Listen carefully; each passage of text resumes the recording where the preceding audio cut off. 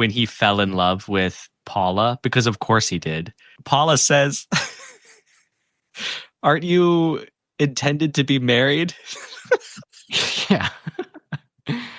Ed basically said, "Well, life happens." Just such a 180. Like, Ed, you were obsessed over her for so long. And just like a man, you're like, you know what? Who? Gladys, who? It's Yeah. you, Paula. I think he says something like, "We're on the other side of the world. Our obligations don't mean anything anymore." And it's like, all right, that sounds a little sleazy, but okay. Right. I thought, well, now I feel bad for Gladys.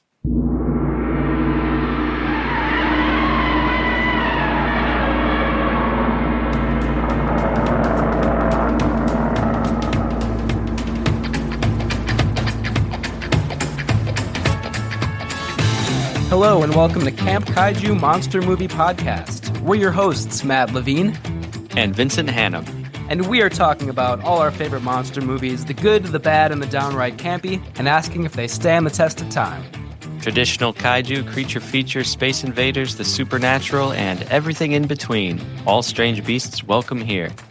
Camp Kaiju is brought to you by Zach Linder and the Zach Pack, powered by Coldwell Banker Realty.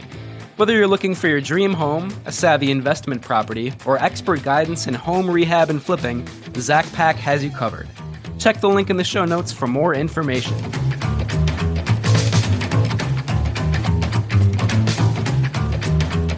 This is the greatest moment of your lives. There it is, directly ahead.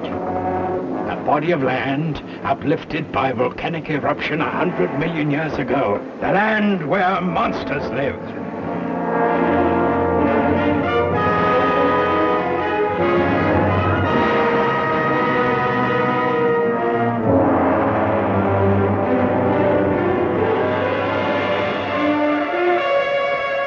Yes, you're heading out of this world. By jet airliner, by hydroplane, by helicopter, into the wildest of all jungles, into the forbidding headwaters of the Amazon. With Michael Rennie, Jill St. John, David Hedison, Claude Rains, Fernando Lamas, and Frosty the Poodle, as they discover a primitive world exactly the way it was at the dawn of time, in the most fantastic of adventure stories. For me, the story started 3 years ago when Burton White came to me. He told me of how in some Indian village out here in the jungle, he'd met a fever-stricken white man who babbled on about a plateau with monsters and diamonds. Here is the most amazing of all possible worlds.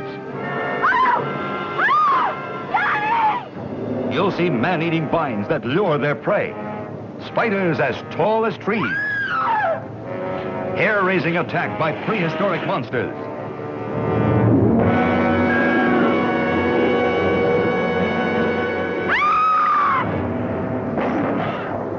Battle of the Titans to the death. The most terrible creatures of destruction that ever walked the earth.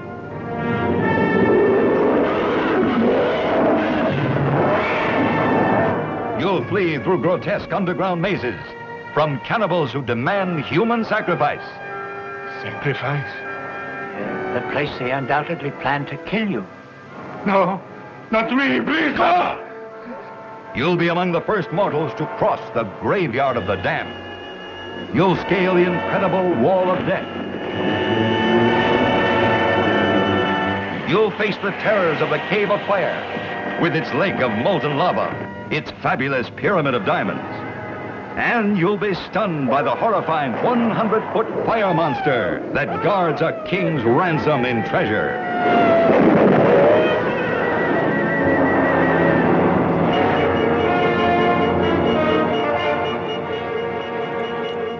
Vincent Hannum, how are you doing? Matt Levine, I'm doing all right. It's a good time here to be a Camp Kaiju supporter. We got a lot of things going on.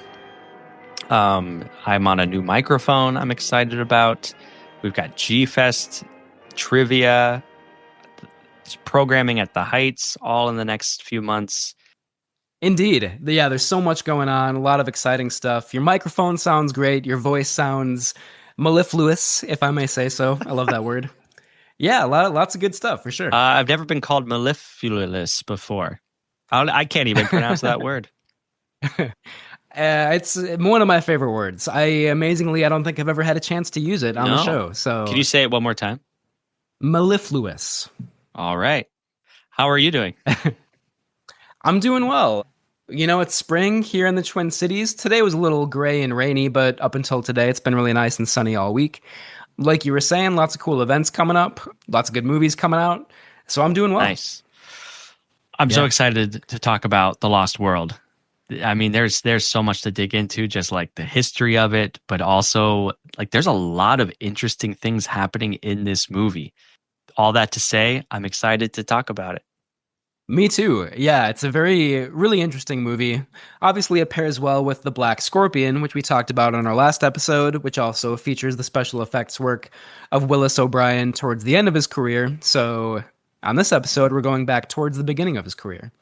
It's also fun to talk about another silent movie on the podcast. I think The Phantom of the Opera was the last one we talked about. This is our second one, The Lost World. Well, before we dive any further, I'll just go through some nuts and bolts here real quick. Thank you again for hanging out with us tonight, friends. Please rate and review the show and follow us on patreon.com/campkaiju for additional videos, reviews, merchandise, and more. Other ways you can get in touch are via email at campkaiju@gmail.com, on our website, campkaijupodcast.com, on Instagram, and our voicemail number 612-470-2612. Special thank you, as always, to our current Patreon members, Jason, Chris, Sean, Peggy, our anonymous patron, Don, Steffi, and Jim Cheney. We really appreciate you.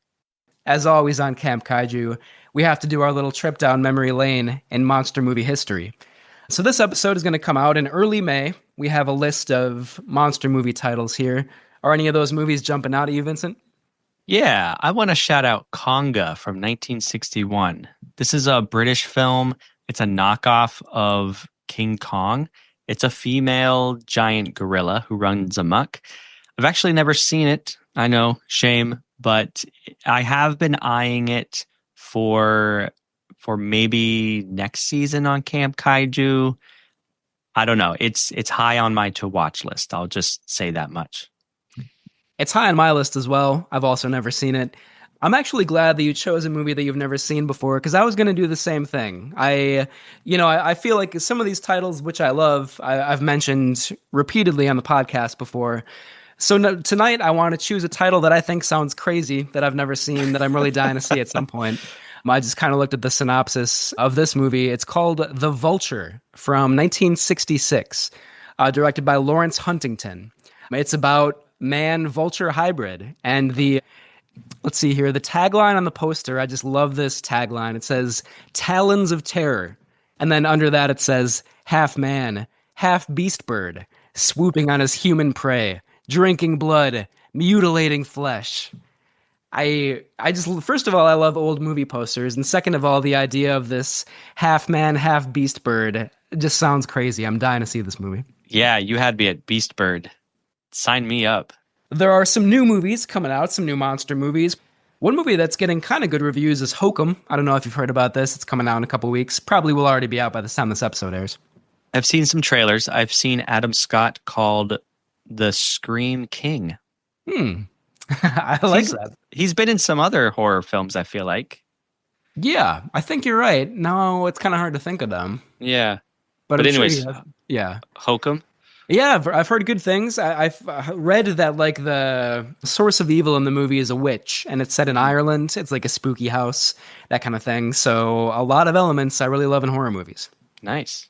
Yeah, so excited to check that out. Yeah, and what is Passenger you have?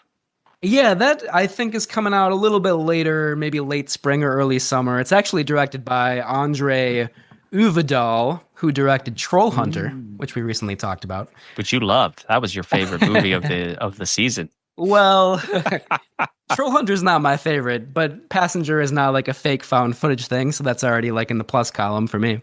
It's, from what I've read, it's like two people, a man and a woman, in a relationship. They are involved in some kind of like grisly accident, like a traffic accident, and then they leave the scene and they find out they didn't leave alone. Some kind of demonic presence left with them and is following them around. So I honestly don't know any more than that, but it's an intriguing concept, and a director who so far I don't like, but I would like to like him at some point, you know? Maybe I'll have to change my mind after this one. Yeah, you let me know. Yeah. I haven't heard anything else about it, so who knows? All right.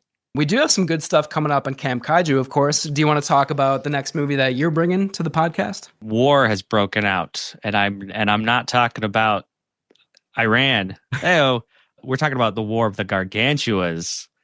Classic kaiju, classic Showa era, 1960s, Ishiro Honda, Eiji Tsuburaya. This movie is not a Godzilla movie. It's technically a sequel to Frankenstein Conquers the World. Unfortunately, it does not star Nick Adams, but we'll talk about that for sure. Yeah, it's just a great movie. Two humanoid type kaiju. One is sort of, it's like a yin and yang type of situation. They're brothers. One is the good brother, one is the bad brother. The bad Gargantua just goes around eating people, stomping on buildings, and the good Gargantua is trying to keep his brother in line. They come to blows. The army's involved. There's nothing like it. I'm so excited to talk about it. I'm so excited. I'm really glad that you are bringing this to the podcast. I've wanted to see it for a long time. Ishiro Honda, right? I think you just said that. I just wanted to make sure. One of my favorites. Really, really looking forward to that episode. And then there's another war on the horizon. Yeah, it truly is war-torn times here on Camp Kaiju. After War of the Gargantuas, we're going to be talking about War of the Worlds, the original one from 1953.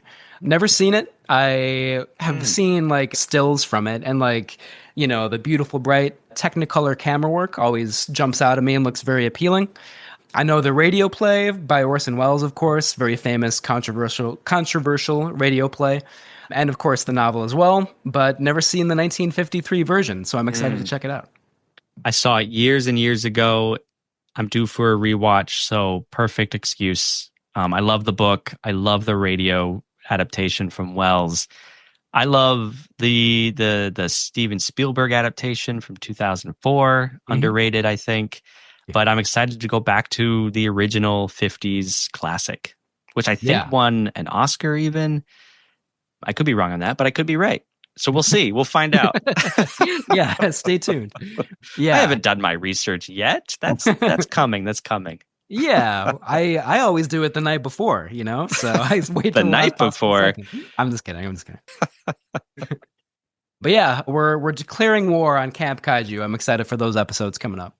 We've mentioned possible screening at the Heights in some recent episodes, and there are some changes with that. So anybody out there, if you're in the Twin Cities area, we 95% sure will be showing Arachnophobia at the Heights Theater on 35mm on May 29th.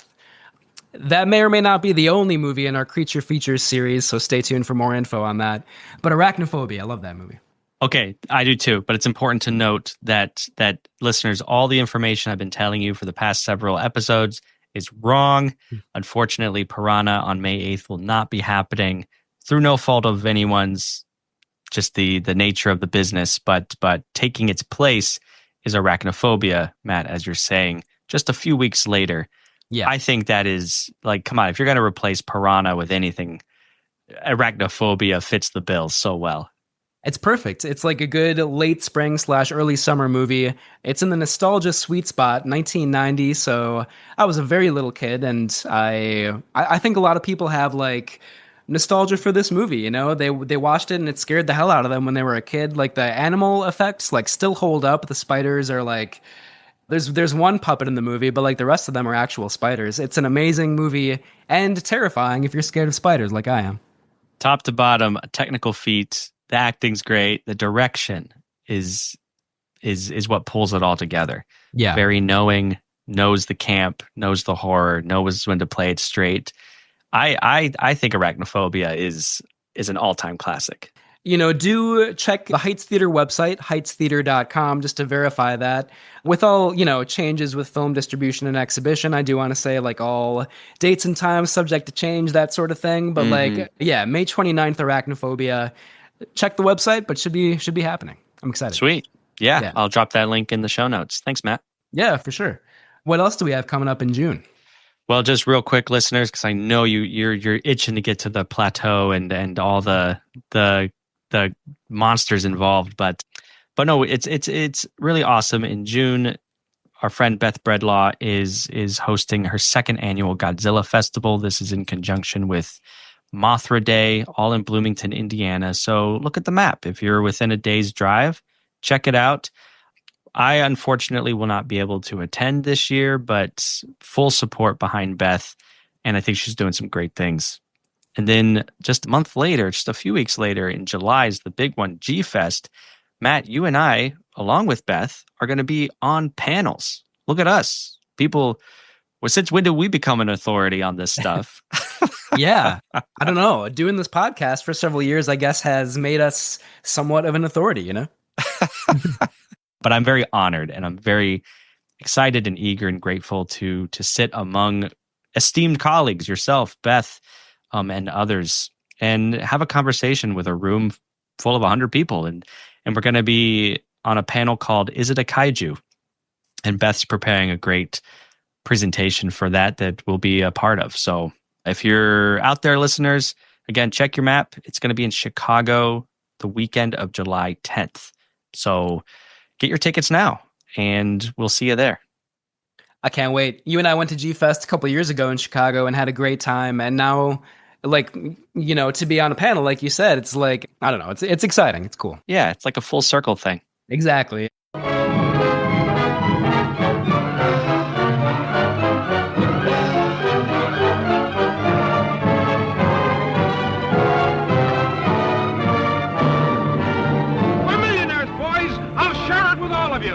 Why, in a few months it'll be up in lights on Broadway.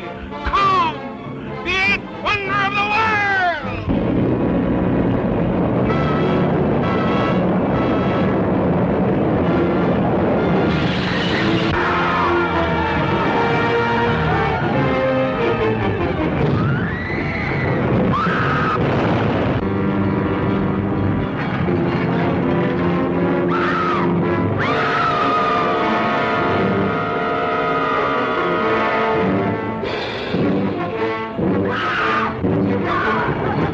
Wild, weird, wonderful.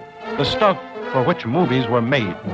Adventure, to make you wonder if it's true, while your eyes convince you that it is. Truly, the thrill of thrills. Don't miss it this time.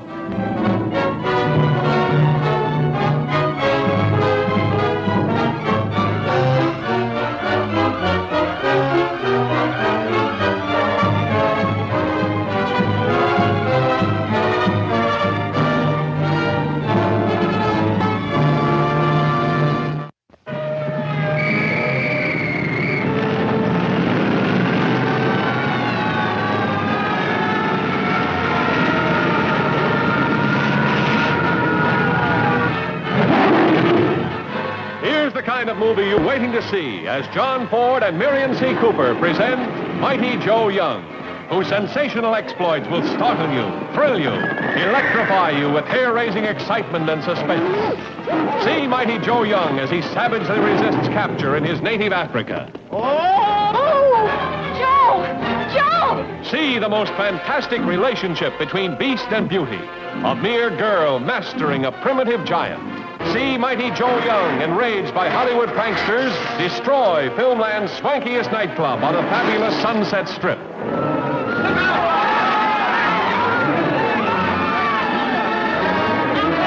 Mighty Joe Young, a picture that's alive with the most sensational action thrills ever filmed. mightier than King Kong, Mighty Joe Young.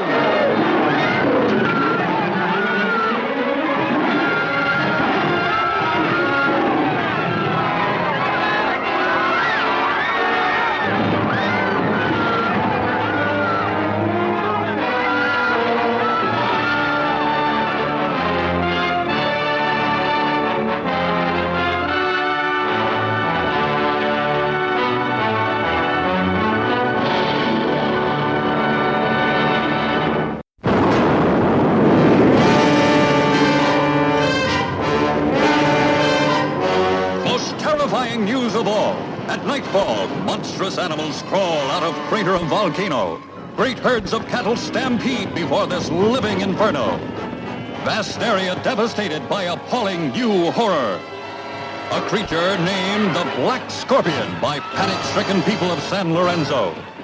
Entire population prays for deliverance. For miles around, cowboys came upon one dead steer after another. One of them had heard the tale of the demon bull of the Maricopa, having lost family or friends to something absolutely unknown. He could be in another world. Nation's leaders confer as news received a possible threat to capital. This is a city of 4 million people. If word of these leaks out, the panic of the population could be worse than the scorpions. The Black Scorpion destroys communications. Hundreds annihilated.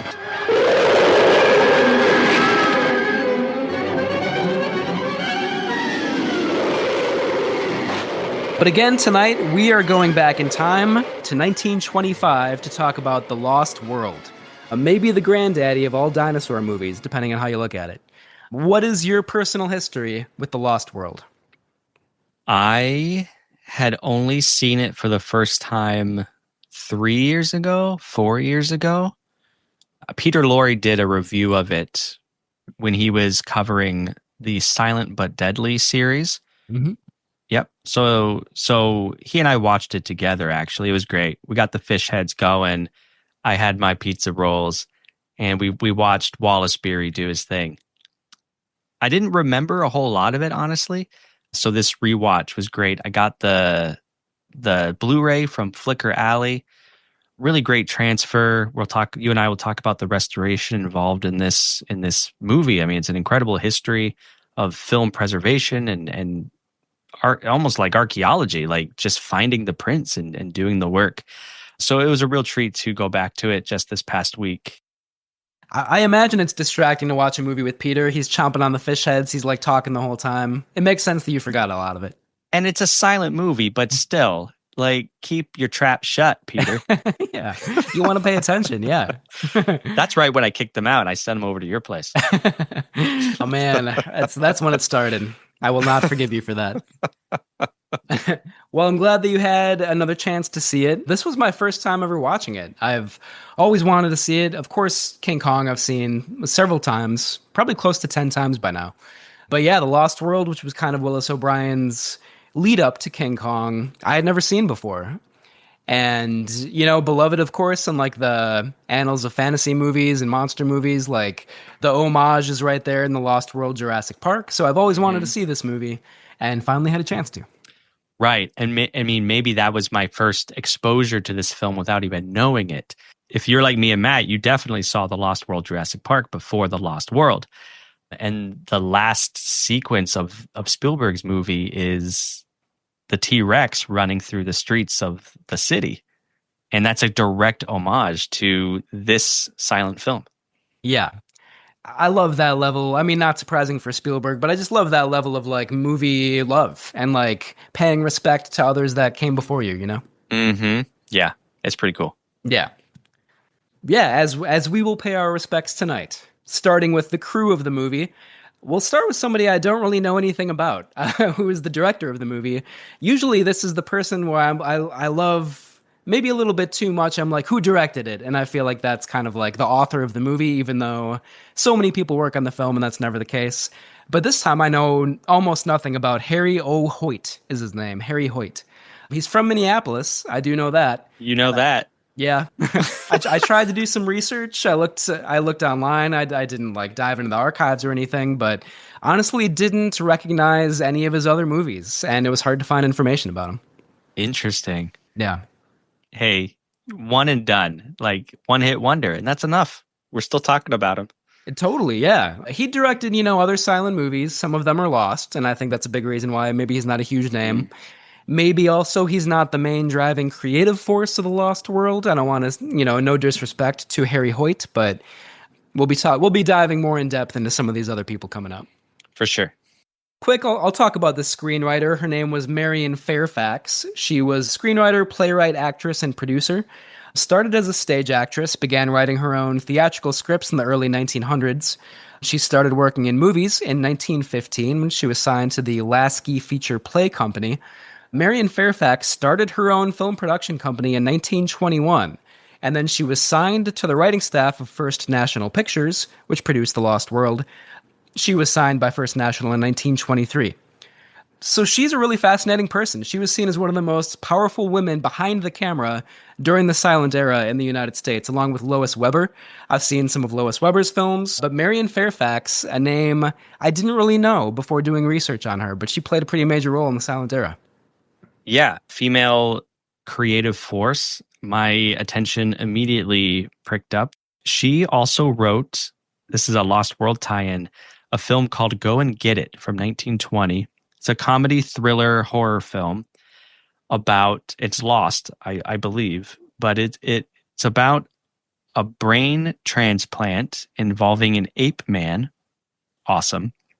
And that ape man is played by an actor named Bull Montana, who also plays the ape creature missing link in The Lost World. So it's a neat tie-in. I've seen some stills of the Go and Get It ape man. It looks very similar to the one in The Lost World. But that's actor Bull Montana in both roles. I read that he played that kind of figure in a lot of movies. I want to say it was like over 50 movies that he played this kind of like ape man figure in. I wonder how he felt about that, if he loved doing it or if he, wanted to break out of that a little bit. And of course, there are some pretty unsettling, stereotypes and like cultural tropes that kind of go along with that too, which we've talked about in terms of King Kong, of course, and, Mighty Joe Young, kind of like the ape man sort of trope. We've talked about that before on the podcast. We'll talk about it a little bit more tonight. There are some maybe not great things that go along with it, but it was definitely a big part. It was a big fascination in American movies at this time. Yeah. And we will appropriately dissect and critique all of that. I do also want to acknowledge just purely on like a technical level, the makeup and costume work of this missing link, I think is very good. It's very scary. The way the teeth, like just the way it's brought to life, this character, I found effective. And that's purely from a technical sitting in the makeup chair perspective. Yeah, I agree. It's very effective. And I actually think it's made even more effective because you have a man in a suit, like alongside all the stop motion work. And you would think maybe like one of them would like pale in comparison. Like maybe it wouldn't be a good idea to have both kinds of special effects or like creatures or whatever in the movie. But like I actually feel like it works well together, Yeah. A little campy though when you have the ape man next to the real chimpanzee. Yeah. And Indeed. you're thinking, oh, are they supposed to be like a pair, like of the same family unit? Is the ape man supposed to be a chimpanzee? That relationship was unclear, Marion Fairfax. Unclear. Yeah, I thought so too. I was wondering though if that's intentional because, if that's supposed to be like a missing link sort of character halfway between, primates and human beings or like apes and human beings, maybe it's intentional. I don't know. Yeah, perhaps. And you know what? Sorry if we're getting ahead of ourselves, but so much of this film was A, cut and then B, lost. Even the film you and I watched, that's not the whole picture. Yeah. There's subplots missing and there are elements of this story that as presented don't make sense because we're missing the supporting story. Yeah. That's just part of the history of this film. Yeah, well, like you said, we'll talk about the restoration, which was an amazing undertaking. And this is probably the most complete version of the movie we'll ever have, and some of it is just lost to time, like you said. So, that just makes the text more interesting, I think. But like on a narrative level, certainly some of it is like, what is going on here? This doesn't make any sense. But that can be okay sometimes. Yeah, because honestly, it was all like I had, I watched this movie and I just let it wash over me, right? The adventure, the romance, the dinosaurs. And then upon further contemplation, I went, wait a minute, that didn't track. Yeah. So I think if people get hung up on the little things with this movie, they might do themselves a favor and just not worry about those things. Yeah, just go with it. Yeah, just go with it. Yeah, totally. I feel like you're a fan of the author who wrote the novel that the movie's based on. Am I right about that? I'm not a fan. I don't know much about Sir Arthur Conan Doyle. I haven't read any of the Sherlock Holmes. My knowing of him is just through, the countless adaptations and just cultural osmosis. I will say, just because it is a Lost World tie-in, so the film we see today that we have, the first scene shows our author, Arthur Conan Doyle, in his garden, and he introduces the film. So what the restoration team did was they looked at the original script and saw that this scene existed. But this is an example of a lost scene. So what they did was they found another clip of Sir Arthur Conan Doyle. I forget the name of the movie, but what we see now is a clip from another movie from like 1926 or 27 that the restoration team just took a little artistic liberty and inserted into the Lost World. I'm not complaining about that. I think that would be silly to complain about that, but it is worth noting there was some liberty taken by the restoration team. But that's Sir Arthur Conan Doyle opening our movie, and just a little factoid for you. Yeah, that's fascinating. That's like an example, I think, of like staying as true to the concept and the original intention as possible, even if you have to, like you said, take a few liberties with it. Yeah. Staying true to the spirit of it, All right. Just one more quick word about Sir Arthur Conan Doyle, because I actually grew up reading the Sherlock Holmes stories. I got into reading like partially through them and love the mystery genre for that reason. But Sir Arthur Conan Doyle, he loved the Sherlock Holmes character, but he kind of got sick of it after a while. What his favorite of his own characters was Professor Challenger, the like scientist character that we see in this movie. And he wrote this book in 1911, and by that time, he had written so many Sherlock Holmes stories. I think the year before, 3 Sherlock Holmes novels came out just in 1 year. So he was ready to like broaden out a little bit, find new horizons, if you will. And the Lost World is what he came up with. There were some like recent expeditions to Central and South America that he, along with a lot of other people, was fascinated by, and came up with this story. So this, I think, you can kind of feel, I should say that I have not read the book, but you get the sense that Sir Arthur Conan Doyle is like letting his imagination run wild, I also learned that Sir Arthur Conan Doyle had a progressive streak in terms of human rights. It's really interesting to see how much of that thought carries over into our film adaptation and how much of it really does not carry that same spirit of progressive human rights, as we'll talk about with certain characters. Yeah, for sure. And one element of the novel that's not in the film, the indigenous characters around the Amazon, where they go in the novel, at the end of the film, but like in the novel, the indigenous characters play way more of a major role in the narrative.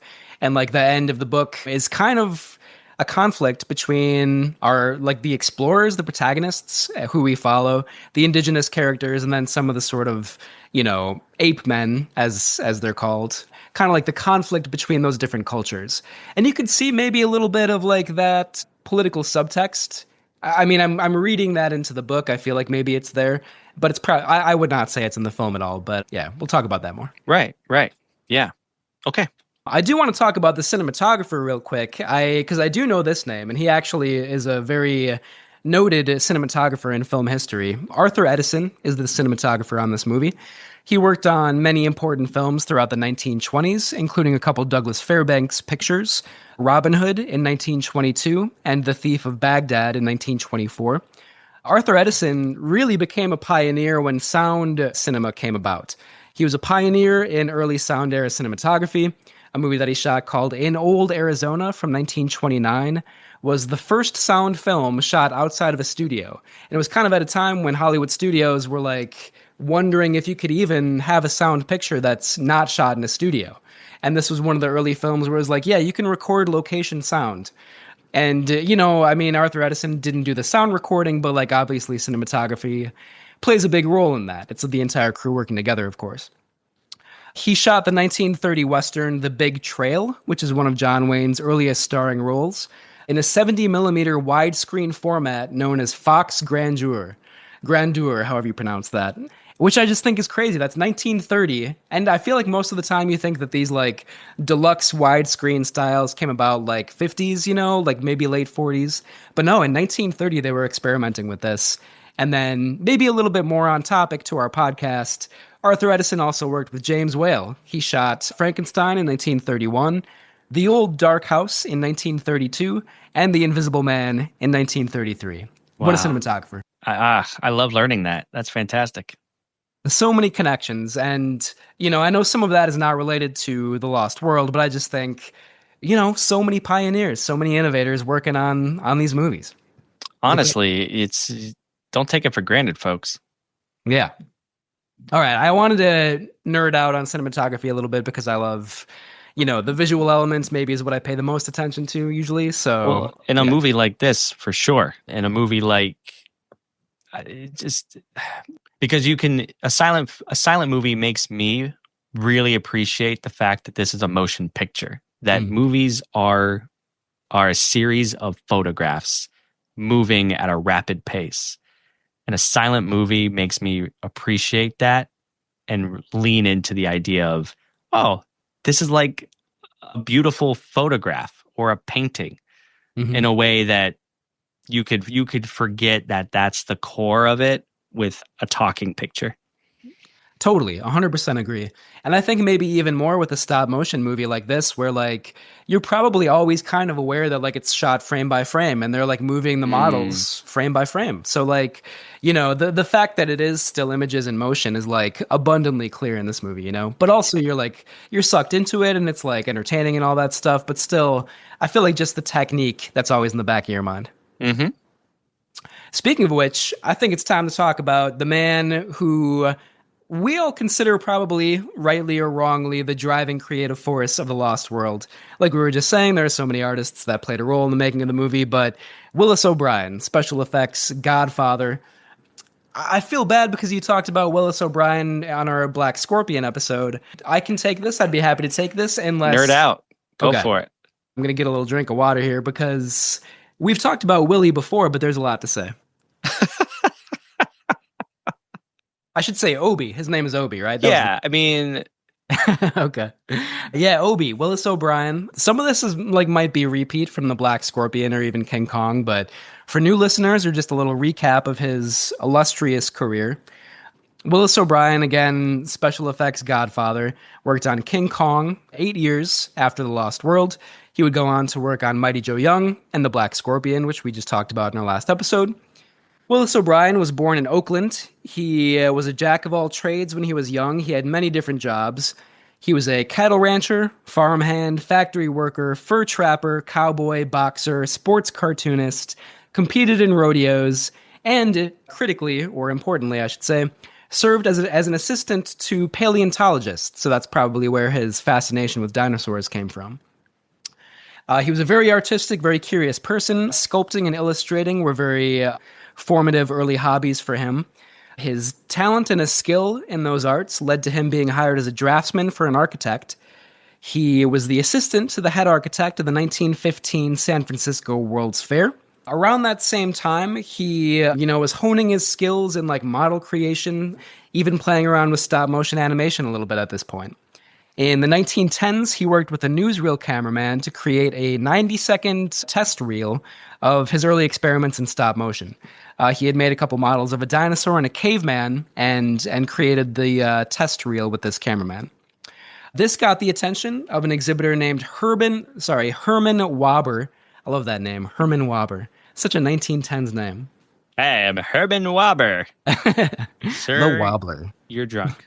The Wobbler, that's what they called him. Yep. Because he was drunk. That's probably why. So yeah, this film exhibitor, Herman Waber, saw Willis O'Brien's test footage and hired him to make Willis O'Brien's first film. In 1915, it was called The Dinosaur and the Missing Link, a prehistoric tragedy, and it was made for $5,000. Wow. That seems steep for the time.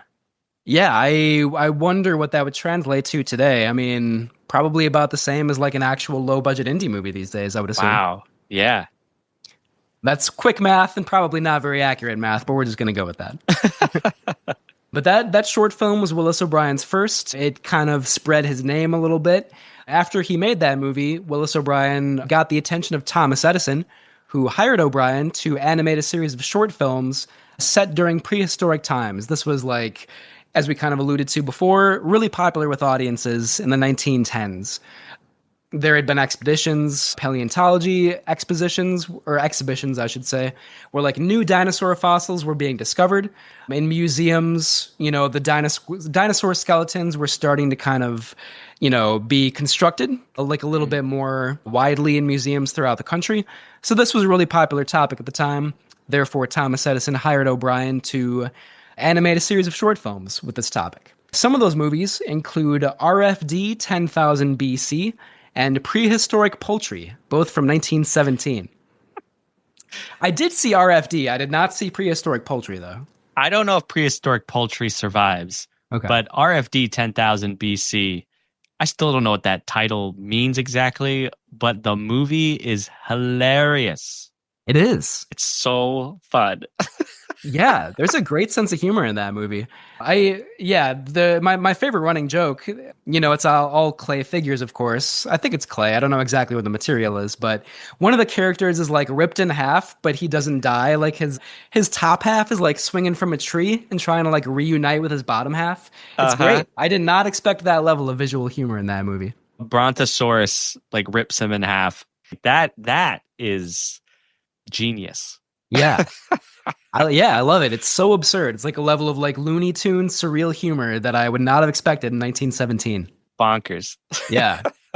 It's good. And it's like, prehistoric mailmen, and they're delivering letters that are like engraved on tablets. There's a lot of funny stuff. Yeah, it's great. Like Looney Tunes, exactly. Like you could see this humor is still with us today. And to see something from bygone era, 1910s, the humor is still there. Very Flintstones. That's what I'll say. Yeah. Definitely, yeah. And I think, like you said before, the sense of humor in The Lost World kind of makes a lot more sense, like seeing some of those earlier shorts, Mm-hmm. Did you see The Beast of Slumber Mountain? I did not, no. Is it worth watching? Oh, yeah. Okay. Like, it's actually good. Like, RFD 10,000 BC is good, but The Ghost of Slumber Mountain has more of a formal presentation to it. There's a story arc. It's only about 20 minutes long. Lots of it's been cut and lost as well, but what we have, fully recommend that movie. You will identify foundations that O'Brien is establishing that he goes on to implement more in The Lost World, which he then goes on to implement even to greater effect in King Kong. It's so cool to study his through line because it's so clear. You see it rudimentarily implemented in The Ghost of Slumber Mountain, a little bit better in The Lost World, perfection in King Kong, maybe even true perfection in The Black Scorpion. His techniques. Totally, yeah. 1917 was also the year that O'Brien made a couple other short films where he was combining stop motion with live actors. Something that he does, obviously, in The Lost World, King Kong, The Black Scorpion. He would do a lot more often. And The Ghost of Slumber Mountain, too, I would assume, right? No, so this is interesting. I mean, I'm not going to say no completely, but The Ghost of Slumber Mountain is very much, you have actors looking into the distance and they see dinosaurs. They're looking through a telescope or something. And then we cut to the stop motion dinosaurs doing their thing, which I would say is usually the dynamic even in The Lost World. We do have human dinosaur interaction in The Lost World, but not like we do in King Kong, right? Yeah.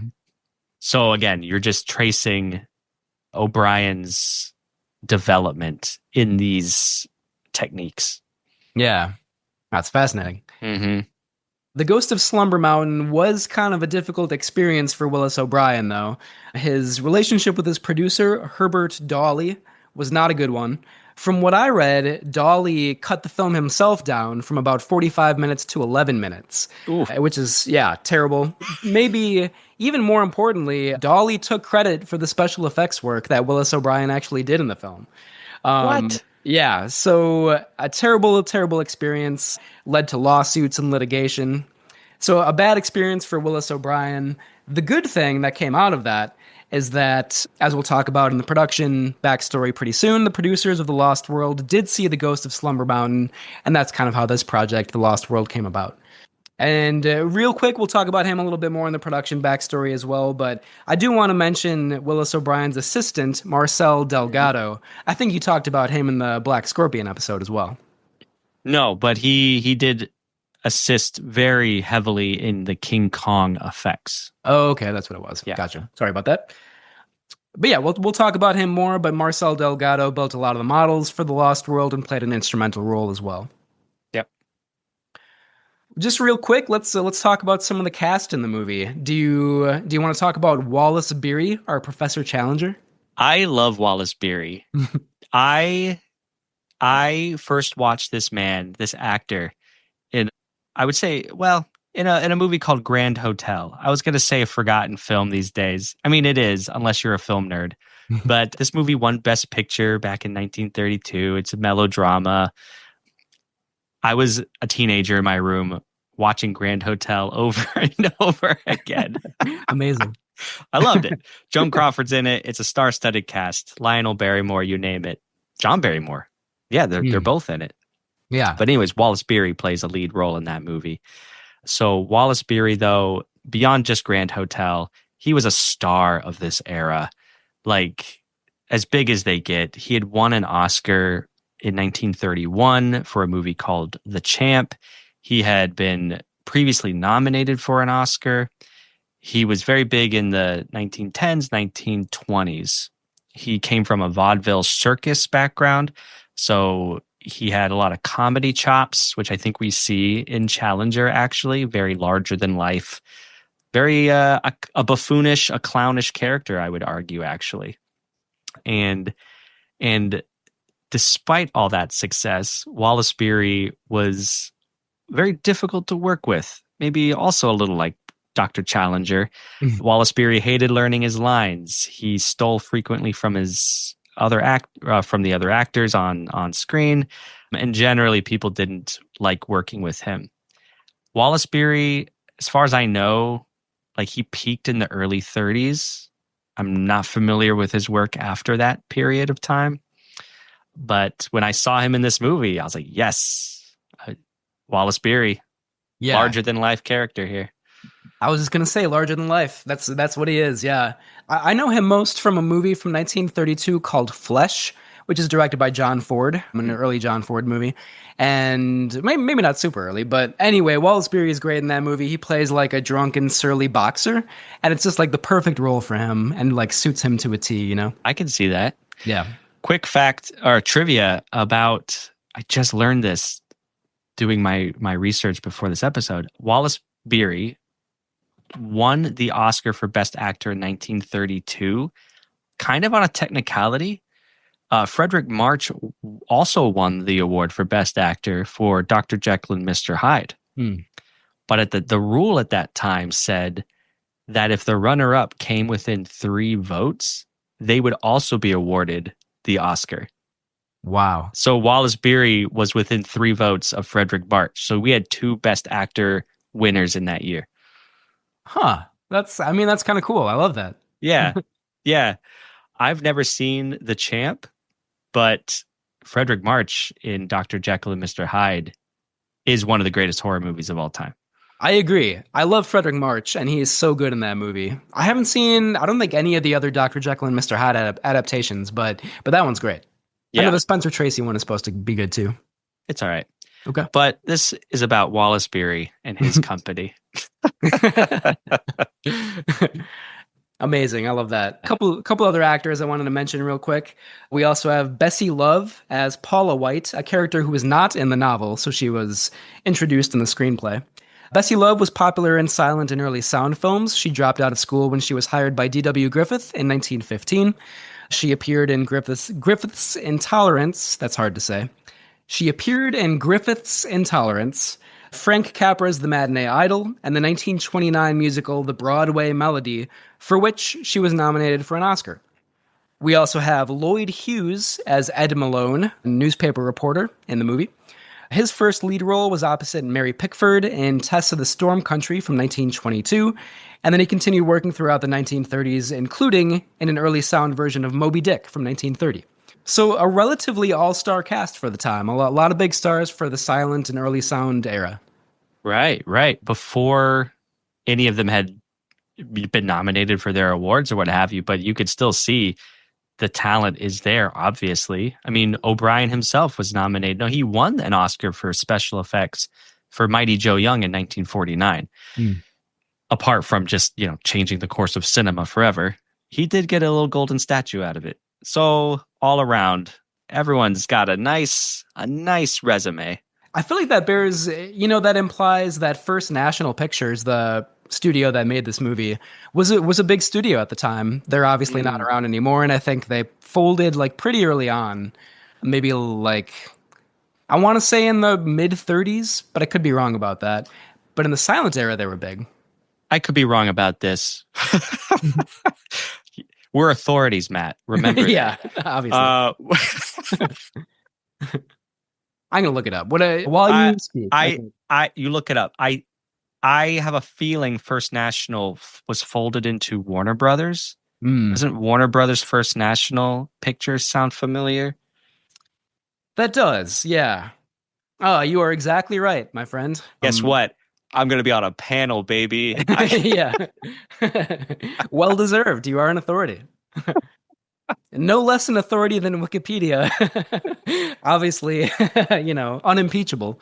Says, in September 1928, control of First National passed to Warner Brothers, into which it was completely absorbed on November 4th, 1929. So you are go. Correct. Yeah. In 1925, though, First National was a pretty big studio. So I think that speaks to the high-level cast and crew on this picture. Cool. Man, I love movie history. I just want to say, I appreciate this conversation, and listeners, I hope you enjoy it as well. It's just cool stuff. Yeah. And this was only 100 years ago. I don't know. It's baffling to think about. 100 years simultaneously seems like a long time, and it was just yesterday. It's such a young art form.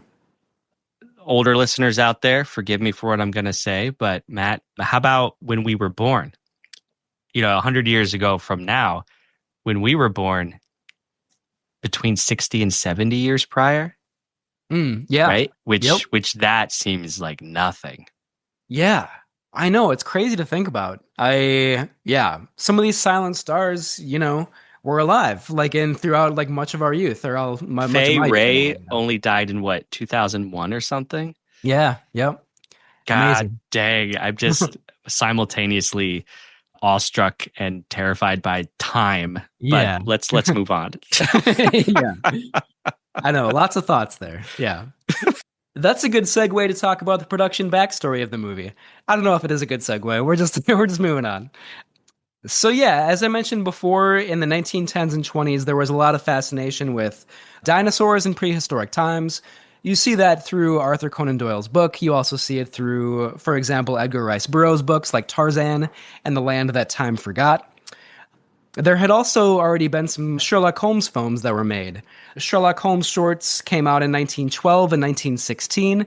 So Sir Arthur Conan Doyle's writing was kind of a hot commodity in Hollywood at the time, popular with audiences. So there was interest in adapting The Lost World around this time. In the early 1920s, O'Brien was approached by Catherine Curtis, the business partner of producer Watterson Rothacker. There's a very 1920s name, who had bought the rights to Conan Doyle's novel in 1920. Conan Doyle's novel in 1920. The Ghost of Slumber Mountain convinced them to then bring O'Brien on board, as we've discussed. Now, O'Brien and his assistant, Marcel Delgado, spent the next several years doing model work for The Lost World. Generally, Delgado built the models and O'Brien handled the animation. This was true in King Kong as well. They based their model designs on dinosaur artwork by Charles Knight at the Museum of Natural History. It later came out that Knight took liberties with actual dinosaur fossils using that good old artistic license on some of his paintings. So the dinosaurs in the Lost World sometimes have odd, not quite accurate designs. Real quick aside about that. I mean, that you just now dinosaurs have feathers. So it's just, the dinosaurs of our youth always change, which I also find very interesting. Yeah. Continuing on, though, 49 dinosaur models were created for the Lost World. O'Brien continued perfecting his technique of combining live actors and stop motion models in the same shot through split screen and double exposure. O'Brien and Delgado were able to produce about 5 seconds of stop motion footage each day. Yes, this was so time consuming. And this was the first feature film in the US, probably the world, with stop motion model animation as its primary special effect. Truly a landmark milestone movie in film history. One important precursor was Gertie the Dinosaur, a 1914 short, which features hand-drawn animation and reflects, this fascination with dinosaurs in the early 20th century. Matt, was Gertie the Dinosaur an O'Brien project? No, it wasn't. It's hand-drawn animation, so it's very different. That's right. The name is on the tip of my tongue. I'm sorry. That's all right. Shooting of the live action footage took place after the stop motion footage and lasted about 6 to 8 weeks. Most filming was done at Brunton Studios in Hollywood. It was also difficult and expensive to shoot with the many live animals featured in the film. All actors were insured against those injuries from snake bites. Bessie Love hated working with the monkey, Jocko, who would often violently claw at the actors. I love that. Well, yeah, when you got a live monkey on set. 2 things about that. The jungle sequences with the animals also incorporated documentary footage. I think of the sloth, and there's a jaguar involved. But the snakes, you're right, those were real. And the river that they go down in their canoe, that was actually a part of the LA River that the studio dressed up in jungle foliage. So movie magic there for you. It's pretty convincing. It's great set design, Mm-hmm. By the way, I wanted to add real quick, Winsor McKay is the name of that groundbreaking animator who directed Gertie the Dinosaur. Made a lot of other hand-drawn animation shorts as well. But obviously a totally different beast. I mean, the stop motion in this movie is, maybe not convincing, but certainly for the time, it seemed absolutely convincing. And hand-drawn animation, that's not real, So it's a different beast entirely. The Lost World premiered at the Astor Theater in New York City on February 8th, although one source says it premiered in Boston at the Temple Theater on February 2nd. Received positive reviews upon release, with most critics focusing on the special effects. The film broke box office records at many theaters where it was shown. In total, the film grossed over $100 million on a $700,000 budget. Sorry, 1.3 million. I just wanted to for 1925, not over 100 million, 1.3 million. Thank you. Yeah. Big difference. sorry to correct you, but 100 million. You're right. Thank you for that. That's a huge difference. It grossed only 1.3 million on a $700,000 budget, proving to be a tremendous critical and commercial success. Yeah, it was one of the top films of 1925. Sir Arthur Conan Doyle was so impressed by Willis O'Brien's stop-motion footage that he screened it for a group of magicians in the United States, including Harry Houdini, and refused to explain its origins, passing off the footage as real creatures. The New York Times later ran an article describing the creatures as extraordinarily lifelike, and the article says, quote, "If fakes, they were masterpieces." I love that. I mean, at the time, this footage was so realistic, they thought dinosaurs were living still, It's amazing. That sounds so exaggerated. I believe it if it's coming from the New York Times. That kind of wonder we don't have anymore as a society. Yeah. And I mean, that's not a critique. It's just the world we live in. We've had 100 years of special effects driven movies. Yeah. But to think where it all started, it makes sense that this was the first time they were seeing anything like this. Yeah. And I guess it's possible, like maybe it was like promotional hyperbole, maybe it was like set up with the studio. It could be something like that. But either way, I mean, I think it speaks to how, yeah, insanely lifelike and convincing these effects were at the time. Movie magic. Yeah, absolutely. Another groundbreaking first for The Lost World in April 1925, so just a couple months after it came out, on an Imperial Airways flight from London to Paris, it became the first in-flight movie screened on an airplane for passengers. Amazing. That's crazy. That's crazy that airplanes have been around that long too. Yeah, again, time, what is up with that? It's a flat circle. But yeah, wow, that's really cool. That's really interesting.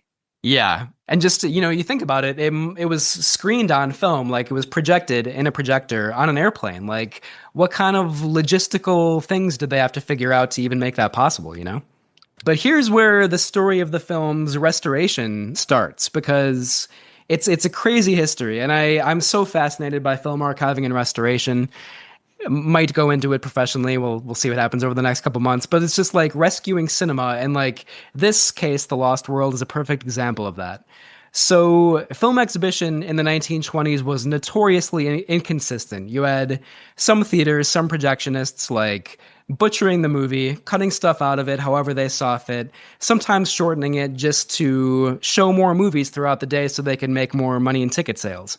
And studios didn't really have a strong way to like oversee that, In addition, the original 10-reel print of The Lost World was destroyed in a fire at Universal Studios.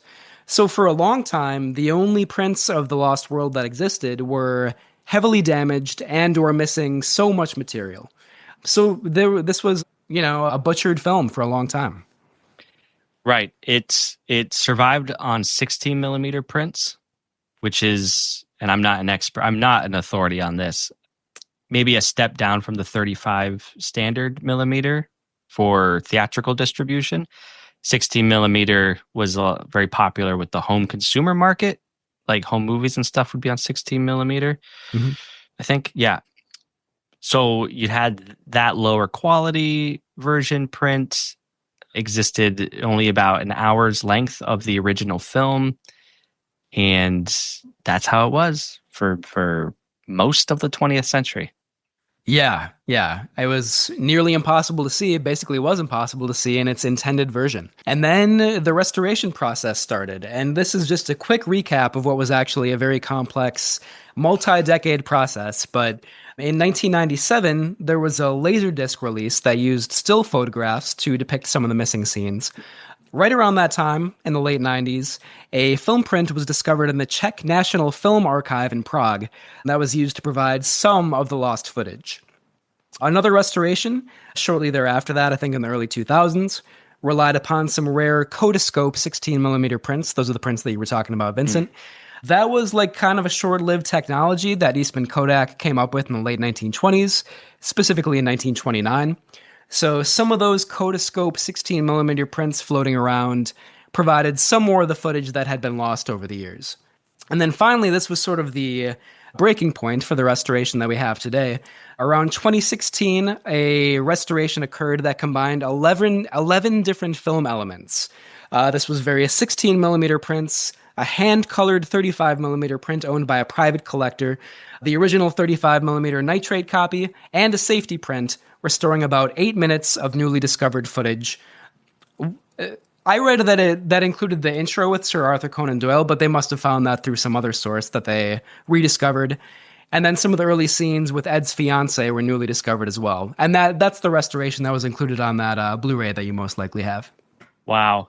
Just the fact that, I'm honestly shocked that the history of this movie is that recent. Mm-hmm. 2016, right? And in 2004, that's kind of like the last big discovery of missing footage. And then in 2016, as you said, all the pieces were put together. Mm-hmm. That's so recent, man. It's crazy. Yeah. I didn't realize this had been that lost for so long. Yeah. The lost world of the lost world, Oh. Yeah. It's amazing. And it just makes you wonder, silent films obviously are extremely endangered and many of them are lost to time, but there must be some other discoveries out there just waiting to be found, The Czech connection, how they discovered a print of this film in the Czech National Archives.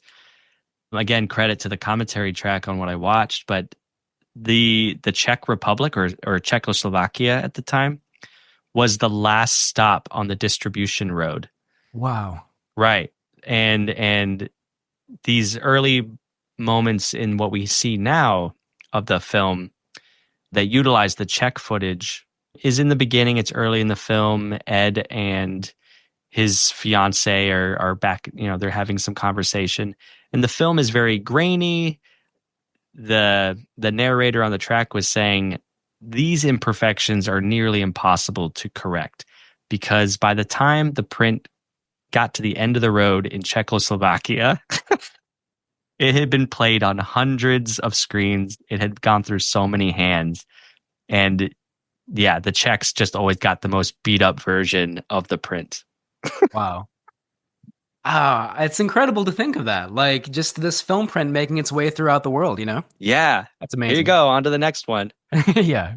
With no thought of preservation. But yeah, it's crazy. Yeah. The life of a piece of film like that. Yeah. Yeah. That's one of the reasons I think, like film, the analog technology of film is just, it's so different than digital. Like there's just a history to it, like an aura to it, I find it fascinating. Yeah. Yeah. It's kind of a tangent. Don't have to go too far. It's great. Again, we're talking about big themes here tonight, people. I hope we're not making you feel too small in this big universe of ours. Let's get on with our sponsor break. We've got some quick Meanies mailbox. We have something in the answering machine zone, and we'll pass it over to Peter, and then we'll close out with our takes on this movie. That sounds great. Yeah. Camp Kaiju is brought to you by Zach Linder and the Zach Pack, powered by Coldwell Banker Realty. Whether you're looking for your dream home, a savvy investment property, or expert guidance in home rehab and flipping, the Zach Pack has you covered. Check the link in the show notes for more information. Yeah, what do we have in Meanie's mailbox today? Well, our dear patron Jim Cheney writes in regards to the Black Scorpion, "Hey guys, I totally agree with everything you say about this movie. Definitely needs a little bit more from the acting, but the Scorpion action was amazing. Clean and smooth movement. But the large face, I just laughed every time. It was weird. I first saw this on MST3K. Always fun there. This movie was really good. I'm with yins with the ratings. It checks all the atomic age large critter bingo boxes. Pushy guy looking for a date. Damsel capable of taking care of herself. Scientist trying to figure it out. Bratty kid. An urgent timeline. Everything works out. Yins stay campy." Right back at you, Jim. Thanks for the comment. Yeah, thank you. I'm glad that movie has fans out there. I thought it was great. Love it. I'll be rooting for that movie till the day I die. Yeah, Bratty kid and all. Our other dear patron, Steffi Theodora, she left us a voicemail for the Black Scorpion episode, and since she's saying more people should call in. So, folks, if you want, I think it adds a lot to the show, hearing the voicemails. I think it's really cool, adds a different perspective to the show. So I'm with Steffi, folks. I would encourage you to call in. I promise I don't answer the phone. Just leave a nice voicemail about whatever you want, and I'll play it. In fact, we have one tonight from Sean Childers, yet another dear patron. Or is it? Or is it a demon in our phone?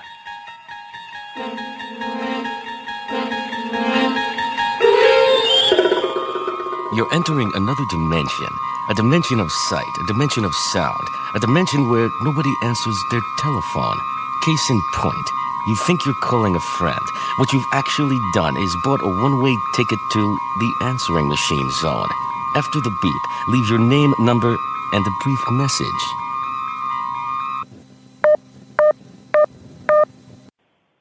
Hey there. It's me, the demon in your phone. I'm here to talk about your episode of Alacarda. Yeah. Yeah, it's a good episode. But then you guys started talking about Rosemary's Baby. Yeah.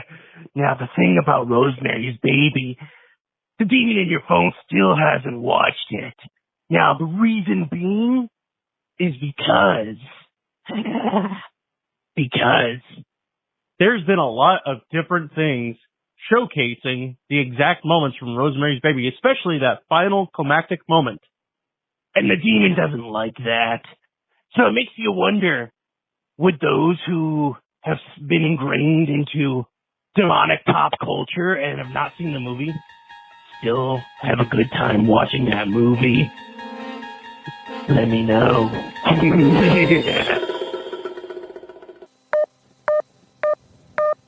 1,000 times yes. Rosemary's Baby, one of my favorite movies, and maybe the best horror movie of all time. It is unfortunate I get plot spoilers, like I don't like that, but I still think like the lead up to it, you will experience the ending of that movie entirely on your own terms, in your own way. So definitely check it out. You won't be disappointed, Demon in our phone. But will Peter Lorre be disappointed? The man he's losing it, but I understand. He's going through a tough time. Lenore is a raven. She's flying around his house. Poor Lenore. I mean, can you imagine being a bird? Man, she must be a raven lunatic. Yeah. Bad joke. Sorry. Oh, man. She's going to haunt you now. What's I'm that ready. tapping on the window? It's Lenore. I brought it upon myself. But we'll see how he's doing, how they're both doing. Peter's going to talk about a 1946 film called Devil Bat's Daughter. Good luck, Peter. Godspeed. Hope all goes well with Lenore.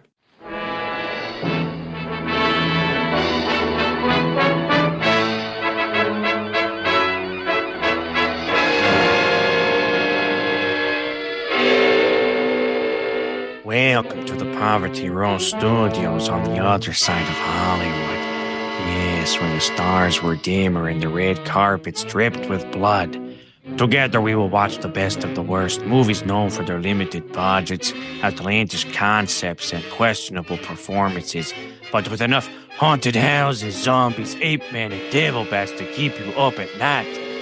This is the Poverty Row Picture Show, and I dare you to sleep through these nightmares.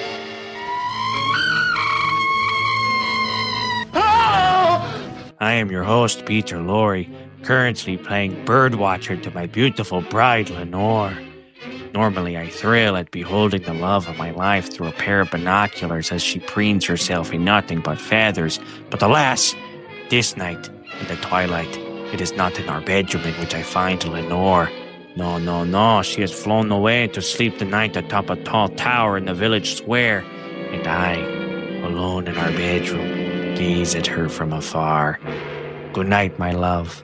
Perhaps I will get closer to solving the mysterious signal that has infiltrated the sound waves of my podcasting machinery. Perhaps, Lenore, I better start packing my suitcase.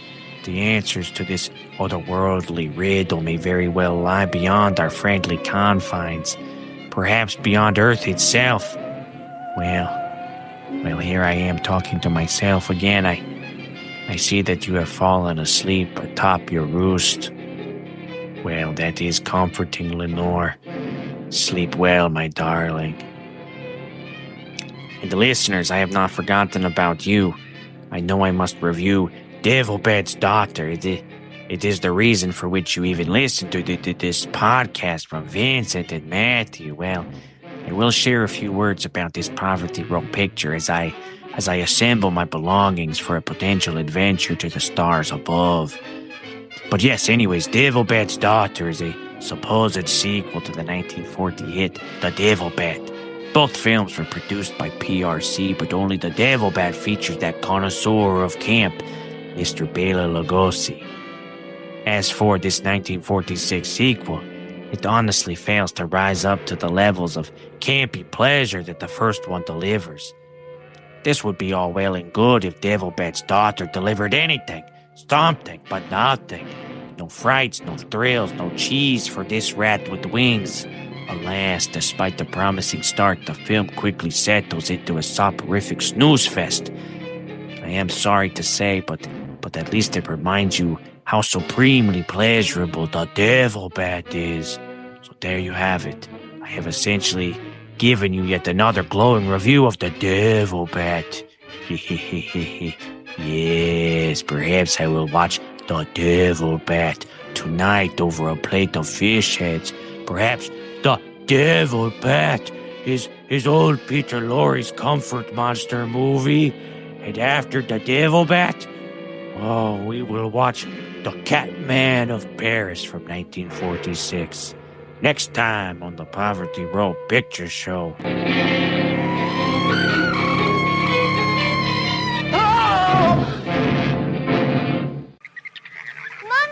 Daddy! I found something! A British family on a yacht cruise stumbled upon Site B. And now it's only a matter of time before this lost world is found and pillaged. Hopefully we've kept this island quarantined and contained, but I'm in shock about all this. Isn't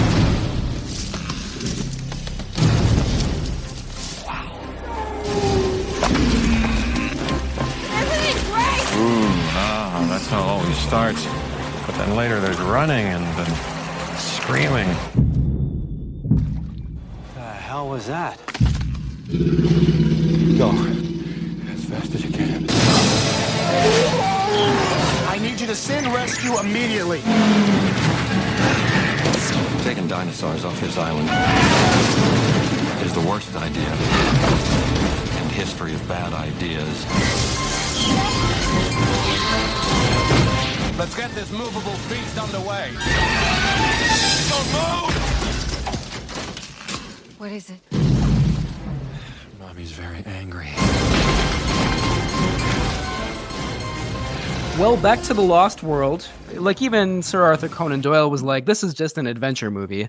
He, like many other artists who make monster movies or sci-fi or fantasy or whatever, he was like, yeah, it's just entertainment. Just a good time. No themes whatsoever. But we can never take them at their word, of course. So, I think, like, a lot of the things we talked about with King Kong are relevant here. I think definitely, these contrasts between prehistory and modern times, or perhaps like, a primitive land and modern civilization, all those contrasts are in play here, Agreed. I think my take on the themes of the Lost World, I think they're there. They're just baked into the material of Western-centric ideals of adventure and exoticism, which was very culturally real at that time. I mean, the Amazon was still being mapped by scientists. Again, Western scientists. So for better or for worse, like these were still very much lost worlds for a huge segment of the world population. And I think that's just inherent to this story.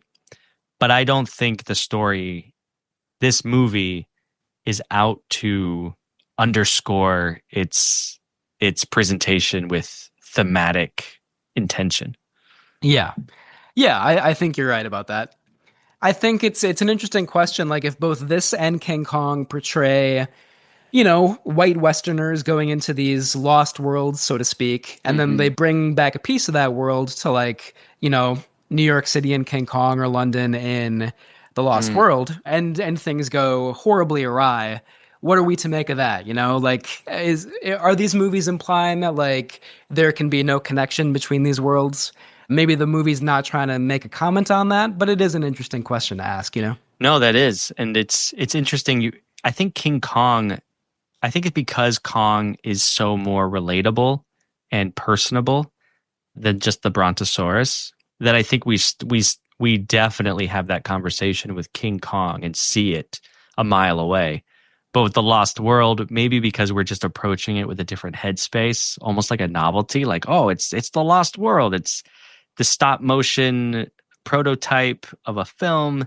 I'll admit, I don't think about those things when I watch this movie, Mhm. but because I enjoy talking about them, I acknowledge, I'm like, oh yeah, you're right, Matt.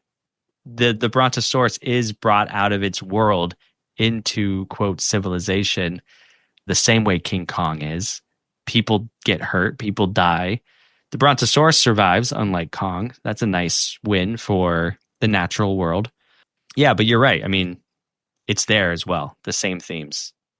Yeah, yeah. And I think you can have both at the same time. I think you can have this like fun, entertaining, escapist piece of entertainment and also just wonder about the symbolism and like what it implies, you know? Mm-hmm. But it's a good point that, the Brontosaurus survives and like swims away. Maybe we'll swim back to the Amazon River. Who knows? And then Professor Challenger is like left kind of distraught, like his work, like people are going to think that he's a crackpot again. Although, I mean, there's proof that a Brontosaurus was there in London. So mass hysteria. Yeah, yeah. But like his work is gone, it floats Yeah. away from him and we see him devastated at the end. How do you feel about we're going to talk about the character of Zambo, the character, the black character played by a white actor in blackface? Yeah. That's a loaded question. How do you feel about blackface, Matt? I'm against it. Of course. Definitely, yeah. No, it's hard to watch like in any of these, silent, outdated movies. Like it's not outdated in a lot of ways, but in that way it absolutely is outdated and it's still disturbing, it's hard to watch. Yes. I was thinking about this topic all day today, because I want to talk about it in a respectful yet academic way. And what's interesting for me to think about is the character, just talking about like the character as it's written. I could be wrong, and please push back on me. To me, the character still was an active part of the team. He was kind of on spotting duty, he was hanging back at the camp, making sure everything was okay, just keeping eyes on things.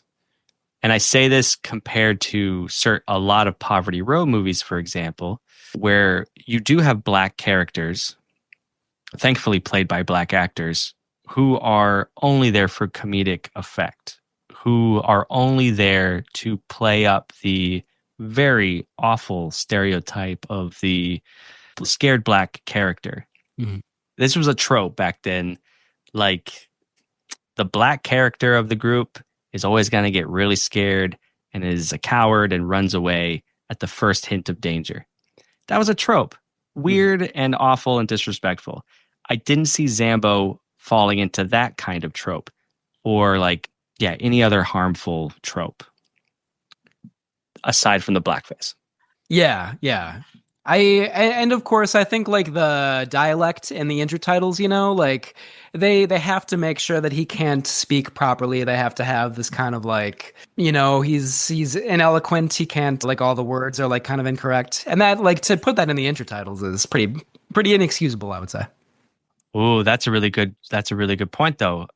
So you're right. He has like an affected, maybe Southern colloquial drawl. This is very common. Theater nerd alert. Like Eugene O'Neill wrote his Southern characters with this kind of dropped consonants and like it's in the scripts as well. Not excusing it because I think it's a damaging portrayal of a character whom audiences at the time were not expected to take seriously. Yeah. 100%. So if you're restoring a film from 100 years ago, we're back to artistic license. Do you quote modernize and clean up that kind of offensive language, or do you stay true, as problematic as it is, to the original intent, however problematic it is? Big question. For sure. Yeah, it's a fascinating question.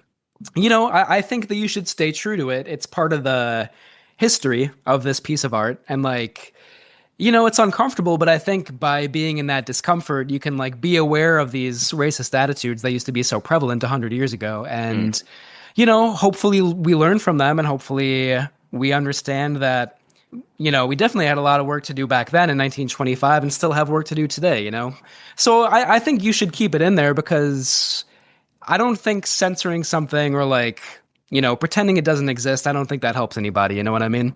I think we have to know what the past was in order to learn from it. Maybe that's hard. Like, I know it's just the lost world. What are we going to learn from it? But like, I still think it's part of the complexity of like a historical text, I think you're right in that. I mean, we gotta see an example of what absolutely not to do today and moving forward. I think the name of Zambo is freaking awful. That's a stereotypical dumb stock black minstrel name. And and this movie was, vaudeville was still a thing in the 1920s, coming out of this tradition of minstrel shows. This movie was made closer to the Civil War than it is to our time now. Wow. Talking about time again. Yeah. It'll blow your mind. Wow. And the fact that they chose to not cast a black actor. They could have. They were there. Your Noble Johnsons were out there. Mm-hmm. They decided, no, let's cast a white actor and put him in blackface. And it's just, I can think of no artistic reason to do that. It's not satire. Right. It's just, we are not comfortable casting a black actor. Racism. Totally. Yeah. Yeah, and I you make a good point that vaudeville was still very much around, and minstrel shows were still around. Like it's part of that history.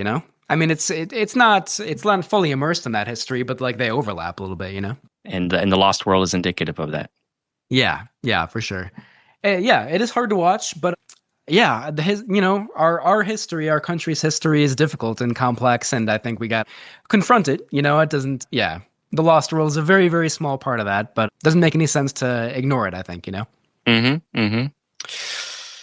That's good conversation. Yeah. I'm glad, we had to talk about it at some point, that is like kind of like the hardest part of this movie to watch by far. So, yeah. And well, we're about to get into our individual breakdowns, and that might be the worst thing about it. But before we get there, let's talk about the good stuff in the Lost World. I have so much. This movie is so well constructed. Even this restoration, which we know is not the full picture as people saw it. And yet, like the hero's journey, the classic template is so strong with this movie. You have our hero, Ed. He's kind of a pushover. He has this call to adventure. He has trouble getting into the adventure. He meets allies and enemies. And by the end, he's a transformed person. He's the hero. So I love a good hero's journey. The comedy in this movie. Here's a great example of Wallace Beery and Lloyd Hughes as Ed.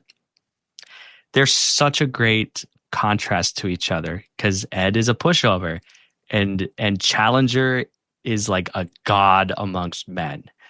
And he's so short-tempered. And in the lecture hall, it's very clear Challenger doesn't want any reporters in the lecture hall. And Ed speaks up and he's like, I want to go on this journey with you. And Challenger says, great. What's your occupation, sir? And Ed immediately blanches and he's like, oh, God dang it. I'm a reporter. And Challenger, Wallace Beery just blows a gasket and chases Ed. A mob chases Ed out of the museum. The comedic timing is so good in that moment. Yeah, I love that scene. It's immediate. Like it cuts from the intertitle, and then suddenly Challenger's like rushing off the stage. I love it. Everything with Challenger and his wife is goofy humor. Their relationship is very charming. We have a map at one point of the world showing the boat. Very Indiana Jones. I loved it.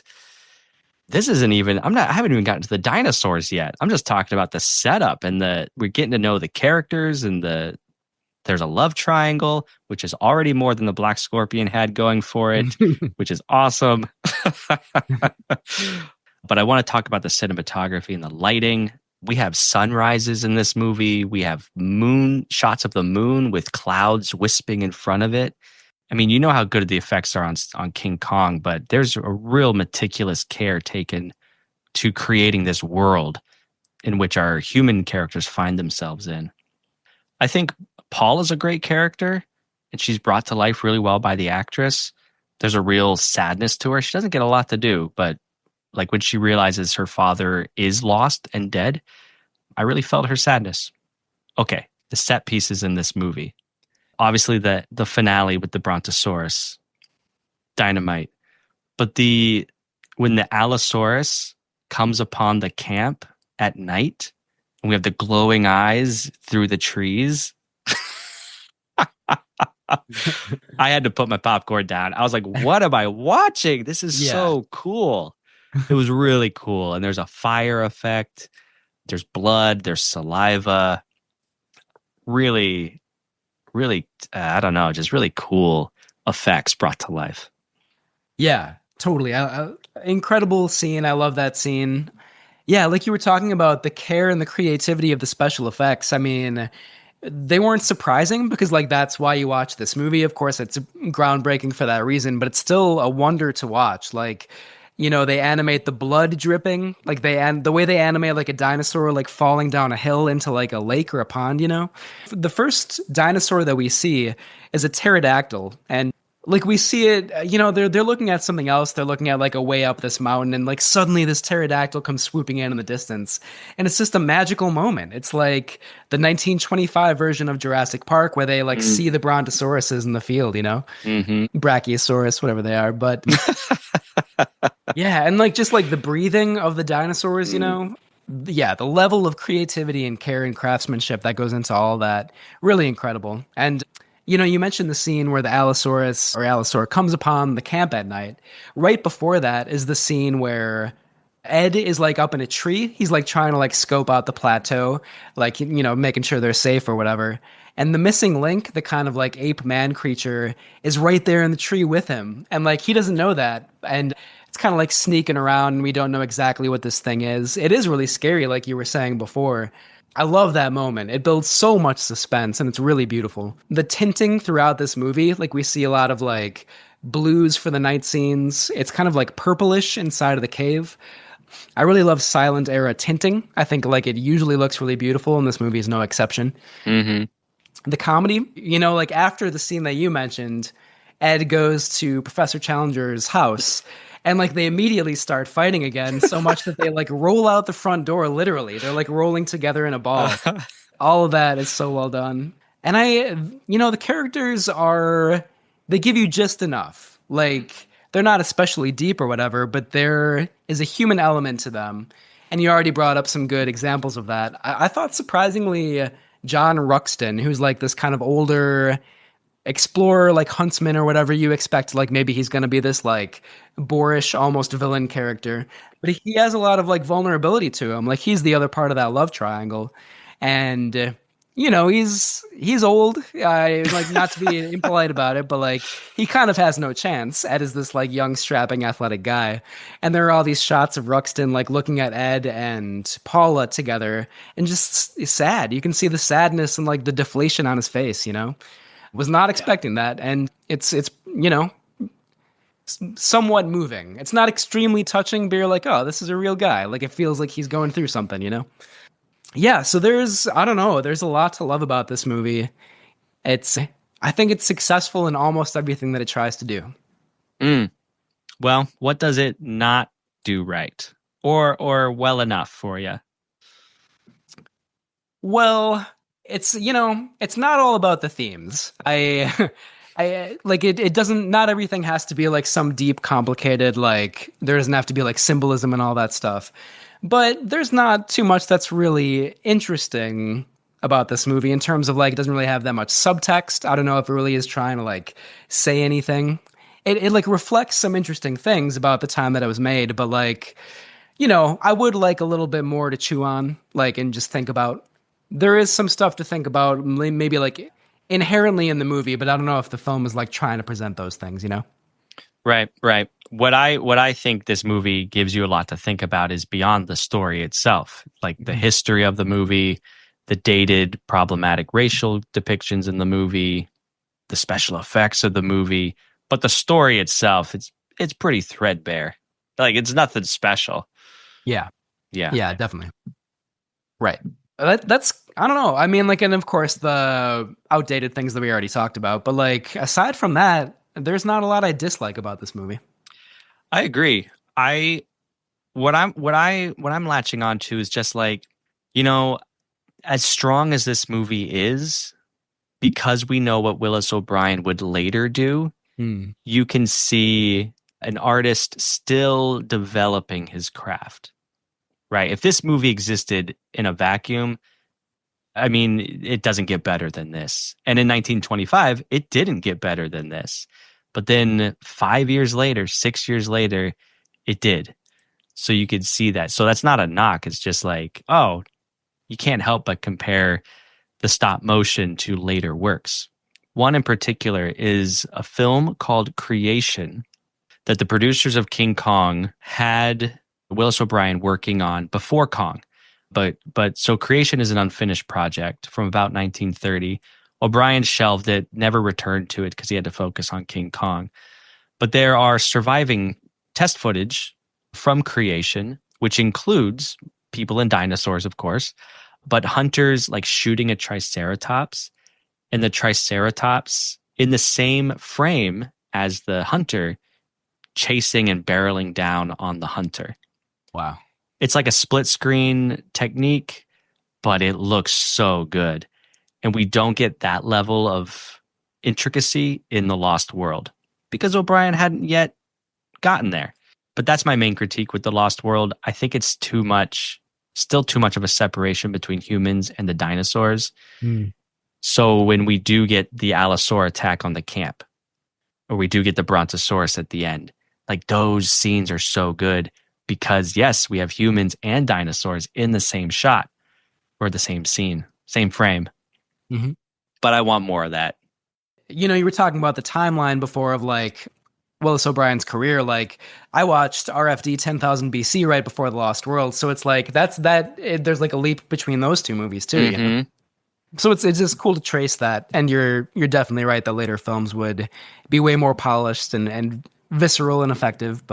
And yeah, just like ingenious and how he's learning to use the technology to tell a story that he just didn't have or hadn't perfected enough in 1925 to bring to the screen. Yeah. But again, what we got here, you're showing up to the theater, you pay your ticket in 1925, you're blown away. Like, again, you don't know about King Kong yet. You're just watching The Lost World, and it's better than anything you've ever seen. Yeah. You're paying your 50 cents and like you're blown out of your seat, you know? Wow. Yeah. Yeah. Amazing. I guess, like, you know, maybe the film does kind of drag at times just because, like, the animation, I don't know, it can maybe feel a little repetitive at times because there isn't that much distinction between, like, you know, there might be maybe like 2 or 3 dinosaurs on screen for like 2 minutes at a time, and you're like, wait, what's going on here? And like, where are the human characters? So speaking to that a little bit, maybe that does add to a sense of like, it feels slightly slow at times, but then, you know, the next scene is going to like wake you up and kind of like shock you back into it, you know? We haven't even talked about the volcano erupting. Yeah. Which completely wakes you up.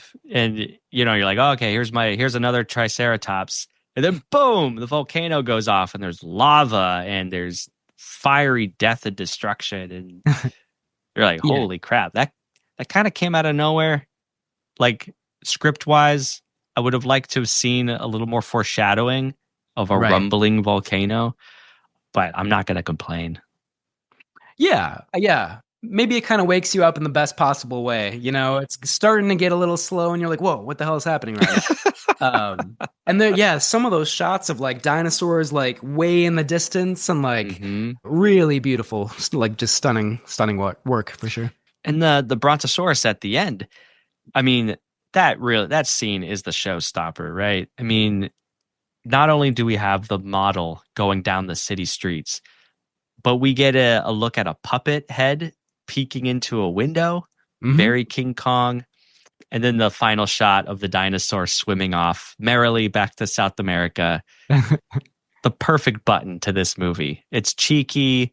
It's like, hey, everybody, we hope you had a good time. We're going to leave you the big smile on your face as you leave back home. It's just a great way to end this movie. I mean, there's even more I could say about that last scene, and like the cars, like the animation of the cars is really great. The way they slide off of that road when it's like after it's destroyed, and like the wall in that building crumbling to the ground. I could go on and on. It's just amazing. It's great. Any campy stuff that you want to talk about, or should we just dive into our breakdown? The campiest thing for me was this element of Ed. And he is so obsessed with Gladys. Let me put it this way. Ed, stop wasting your time on Gladys. You need a friend. Ed needs a buddy. Someone to tell him, bro, she's not interested. You are going to go to South America?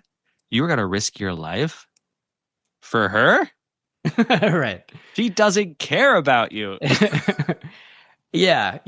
This is going to sound very shallow, but first I watched a version on YouTube that didn't have the scene with Gladys.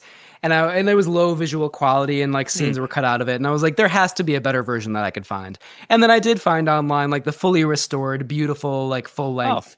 So that's good. I watched the actual version. But yeah, I know it would not have been the same, obviously. But so, the first time I started the movie, I did not see Gladys. And then the second time I saw Gladys, this is the shallow part. I was like, all right, Ed, I get it. She's very beautiful, but she's like, you will not be happy if you marry her, Yeah, you can do better.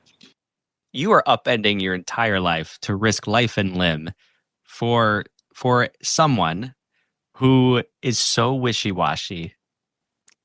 You just need a friend to tell you, let her go. Yeah, don't do it, man. But yeah, and he has a line, I think it's to Professor Challenger, right? Where he's like, I got a fiance, she won't marry me unless I look death in the face. It's like, that's not a good relationship. That's a red flag right there. And then it was hilarious when he fell in love with Paula, because of course he did. And she's like, Paula says, aren't you intended to be married? Yeah. Ed basically said, well, life happens. It was just something just such a 180. Like, Ed, you were obsessed over her for so long. And just like a man, you're like, you know what? Who? Gladys who? Yeah. It's you, Paula. I think he says something like, we're on the other side of the world. Our obligations don't mean anything anymore. And it's like, that's right, it. That sounds a little sleazy, but okay. Right. I thought, well, now I feel bad for Gladys. Right, exactly. Yeah. Hopefully, Ed, like you said, it's a character arc. He's a good man by the end. He learns his lessons. Hopefully. I love it when Ed is talking to Paula and he's like, my dear Paula, what are you thinking about in this lost world of ours? It's like an early example of like saying the title outright, like very directly to the audience. I always find that campy and ridiculous. Yeah. Yeah. That's, you covered most of the campy stuff, I think. I mean, Challenger, Wallace Beery, just great. Just the character name Challenger is awesome. Oh, yeah. Pretty on the nose. Roxton is polishing his very large gun after he's been dejected by Paula. I just laughed at the subtle, not so subtle metaphor there. Yeah. Yep. It was fun. I laughed a lot in this movie, both intentionally and unintentionally, which is a good thing. Yeah. I feel like most of the humor is actually pretty intentional. That's why it's hard to think of campy stuff, Right. It's just the energy it brings. It has so much bombast. Yeah. Bombast. Yeah. I love that word, and you're totally right. It's a good word, right? Yeah. Yeah, low on the camp, but high on everything else pretty much. Mm-hmm. All right. As always on Camp Kaiju, we give the film a rating. Our highest rating is it's a timeless classic. It definitely stands the test of time. Number 2, there may be some antiquated moments, but overall it's great. It stands the test of time. Our next rating is it may be historically significant or just fun, but it does not stand the test of time. And our lowest rating, it's not worth revisiting. It definitely does not stand the test of time. I do think the character of Zambo, which I even hate saying that name, in it that is inarguably dated. Like, that's just does not look good. It's not a good look. It taints the picture. Mm-hmm. Yes. with that said, I think there is so much else to appreciate in this movie. And we're talking historically, we're talking in the movie itself. I think the special effects hold up. So let me rephrase this. So what does hold up? The special effects hold up. Despite being eclipsed by later projects, O'Brien brings incredible work, I think, that captures the imagination. I think the actors bring that bombast and that sense of adventure that's just so endearing. The comedy is weird and charming, and everything is just charming about this movie. The cinematography is beautiful. The pacing's really great. Credit to the restoration team for the work they did. You can call them directors as well, right? They're putting this together. I think it's a classic, and I think it stands the test of time. Yeah, it is a timeless classic, I think. I have to, like you were saying, I got to put a big asterisk on there. Yeah. It's just like, be prepared for some tough scenes, and like it is hard to just confront such toxic worldviews head on as it can be with like some other films from this time, That is like a relatively small part of the movie, but still it's hard to watch, and it prevents me from loving this movie unabashedly, The Zambo character in particular is what I'm talking about. But, yeah, so it is a timeless classic, and it has antiquated moments. So like this is maybe where I love our rating system, but it's like it's more than that, you know what I mean? It's kind of both at once. But regardless, it stands the test of time. And I'll watch it again. If you haven't seen this movie, check it out. Even if you don't love silent movies, it holds up.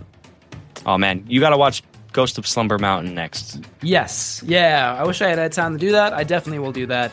I'm glad that we've been on this Willis O'Brien kick. It's been fun. It's been really nice. Yeah, we haven't really devoted a whole lot of time to him before. So it's been nice to really dig into his career. Yeah. It's been amazing. I've also never seen Mighty Joe Young, so I'll have to do that soon, too. Me neither, man. Oh, wow. Yeah, I know. Okay. I don't feel as bad then. I thought I was missing out. I mean, I'm sure I am missing out, but I thought I was not doing my job as a kaiju movie lover. No, it's... it takes a lifetime to watch all these movies, and I'm getting to them slowly but surely. Exactly. Yeah, exactly. Mm-hmm. Well, we've been visiting Willis O'Brien the last couple episodes. We'll be going to war for our next couple episodes, but some good stuff coming up. I can't wait. That's great. War of the Gargantuas, people. Some classic kaiju. Let's do it. Yes. So excited for that. Thanks for hanging out with us, friends. Please rate and review the show and follow us on patreon.com/campkaiju for additional videos, reviews, merchandise, and more. Other ways to get in touch: campkaiju@gmail.com, campkaijupodcast.com, Instagram, and our voicemail number 612-470-2612. As Steffi says, please give us a call and leave us a message. We would appreciate it. Camp Kaiju is recorded in Minneapolis, St. Paul with Mini's Mailbox music by Ben Cook Feltz. Thanks, friends, and until next time, stay campy. Camp Kaiju is brought to you by Zach Linder and the Zach Pack, powered by Coldwell Banker Realty. Whether you're looking for your dream home, a savvy investment property, or expert guidance in home rehab and flipping, the Zach Pack has you covered. Check the link in the show notes for more information.